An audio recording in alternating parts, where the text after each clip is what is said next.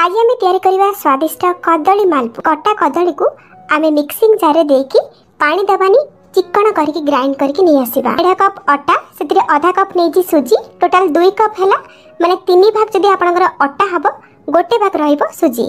मालपुआ भल कलर आने आम 2 चामच दबा चीनी ता सहित आम दबा 2-3 पिंच लुण भल टेस्ट आसो। आउ आधा छोट चामच दबा फ्रेश गुजराती गुंड बास्ना पाई आउ भल टेस्ट पाई आधा चामच पान मधुरी पकेबा। प्रथम आम सब जिनस को गोले नबा तो पाचिला कदली बटारे सब जिनस गोले हो गला परे आमको केते क्षीर दरकार हबो सेटा जना पड़ी जिवो। एबे आम इथरे दबा क्षीर आपण माने क्षीर जगह पानी नै परबे किंतु क्षीर देले भल टेस्ट आसीबो। क्षीर लागिबो माने मते एटी 2 कप क्षीर लागि जी आपण को टिके क्षीर कम लागि पारे बा अधिका लागि पारे। अटा सुजी है कि 2 कप हेतिला तो 2 कप पाई एटी मु 2 कप क्षीर व्यवहार कली।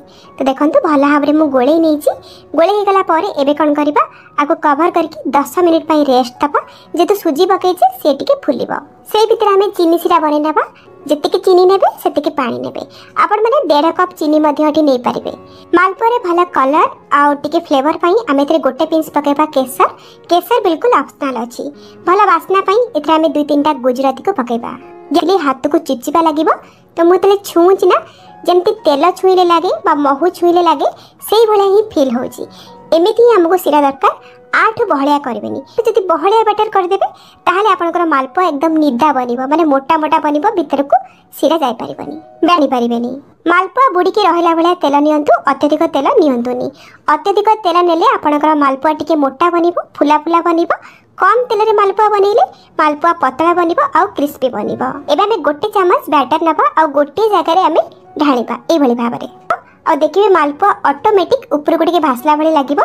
ता ऊपर को टिके गरम तेल पकेबे टिके फुली जिवो तापरे ताको आपण माने केयरफुली ओल्टेई नेबे पटसपट करके लाल कलर हैला पर्यंत छाणी नेबे। जदि आपण माने टिके अधिक तेल नेकी छाणीबे मालपुआ को ए भली फुला फुला बनिबो। जदि कम तेल नेकी छाणीबे टिके पतला बनिबो आउ क्रिस्पी बनिबो। तो गरमा गरम मालपुआ को आमे सांगे सांगे आमर उषुम थिबा चीनी सिरा रे पकेबा। ध्यान रखंतु मालपुआ को चीनी सिरा रे पकेला बेले चीनी सिरा उषुम थिबा निहाती दरकार। ठंडा हो जाइतिले टिके उषुम कर नेबे। माल देखंतु प्रथम मालपुआ गुडा को चीनी सिरा रे पड़ीबार हे गलानी पाखापाखि 3 ରୁ 4 मिनिट। आको एबे आमे गोटे प्लेट को बाहर करनबा। तो देखि परथिबे मालपुआ रा कलर केते बढ़िया आछि ता सहित केते सुंदर भी देखा होछि आ मालपुआ भीतर पर्यंत सिरा को सोक करछि।